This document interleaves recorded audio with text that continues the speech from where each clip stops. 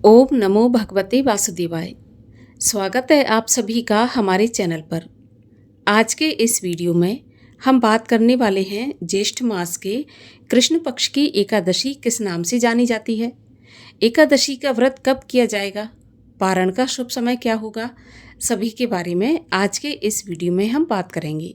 तो वीडियो को अंत तक अवश्य देखिए और अगर जानकारी आपके लिए उपयोगी हो, वीडियो पसंद आए तो औरों से भी शेयर करिए।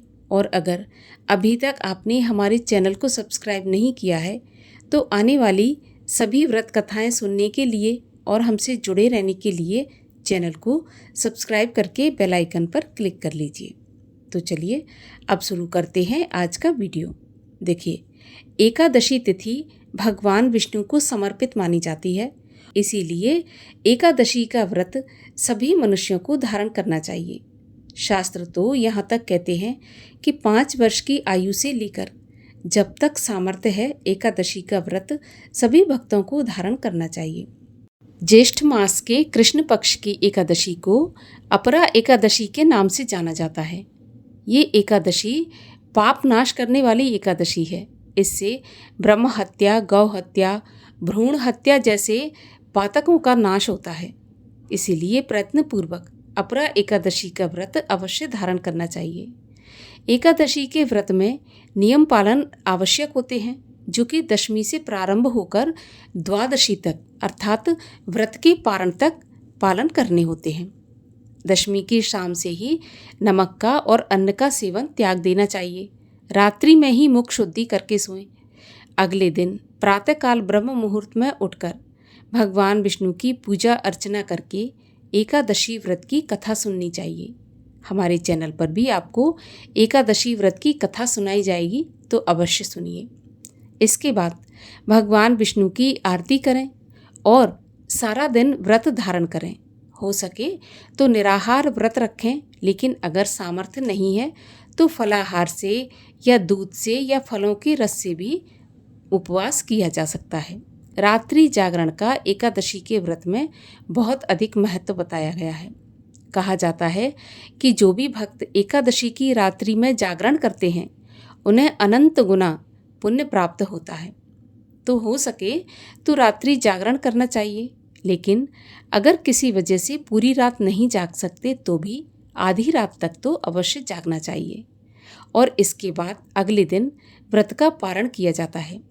अब जो भी समय व्रत के पारण के लिए बताया जाता है उसी समय पर व्रत का पारण करना चाहिए, नहीं तो एकादशी का व्रत पूर्ण फलदायी नहीं होता है।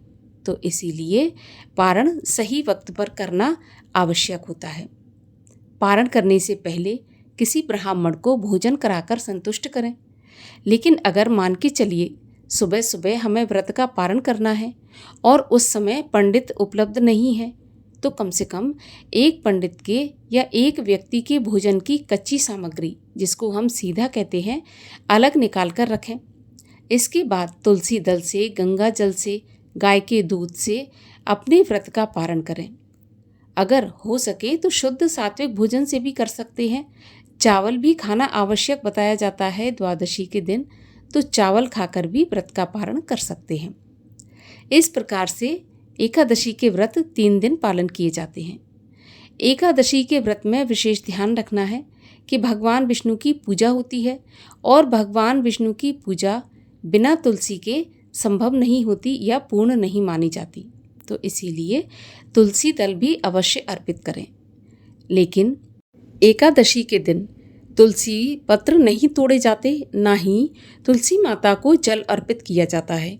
तो इसीलिए आप पहले से तुलसी पत्र तोड़कर रखें, क्योंकि एकादशी और द्वादशी को तुलसी तोड़ना सर्वथा वर्जित माना गया है।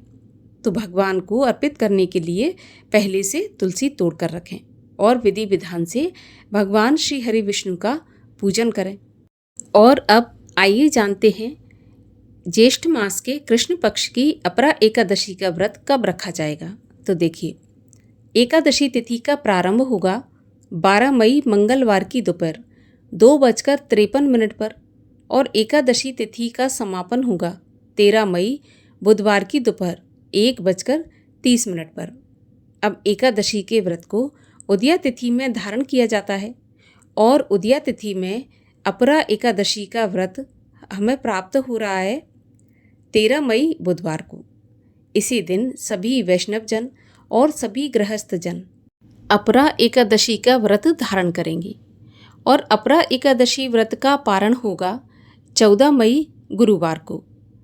गुरुवार को अपरा एकादशी का व्रत पारण का समय होगा सुबह 5:31 से 8:14 तक। इसी समय के बीच में व्रत का पारण करना है और पारण करने से पहले एक ब्राह्मण को या एक से अधिक ब्राह्मणों को भोजन कराकर संतुष्ट अवश्य करें। कुछ दान दक्षिणा निकालें, इसके बाद ही अपने व्रत का पारण करें। अब अगर मान के चलिए इतनी सुबह सुबह ब्राह्मण उपलब्ध नहीं है भोजन के लिए, तो कम से कम एक ब्राह्मण के भोजन की कच्ची सामग्री, जिसको हम सीधा कहते हैं, वो अवश्य निकाल के रखें और इसके बाद अपने व्रत का पारण करें। व्रत के पारण के लिए तुलसी दल, गंगा जल या फिर गाय का दूध, चावल से भी व्रत का पारण किया जा सकता है। इसके अलावा शुद्ध एवं सात्विक भोजन से भी एकादशी के व्रत का पारण किया जा सकता है। अगर आपका एकादशी के बाद अगले दिन कोई दूसरा व्रत होता है तो आप फलों से या मेवे, जो ड्राई फ्रूट होते हैं, उनसे भी अपने व्रत का पारण कर सकते हैं। तो इस प्रकार से ज्येष्ठ मास के कृष्ण पक्ष की एकादशी का व्रत अवश्य धारण करें, क्योंकि जाने अनजाने हुए पापों से मुक्ति पाने का स्वर्णिम अवसर है। आशा करती हूँ ये जानकारी आपके लिए उपयोगी होगी। वीडियो पसंद आए तो लाइक करके शेयर करिए और चैनल को सब्सक्राइब कर लीजिए। हमारे चैनल पर एकादशी व्रत की कथाएं भी सुनाई जाएंगी, तो वो भी अवश्य सुनिए। मिलते हैं अगले वीडियो में, तब तक के लिए हरे कृष्ण।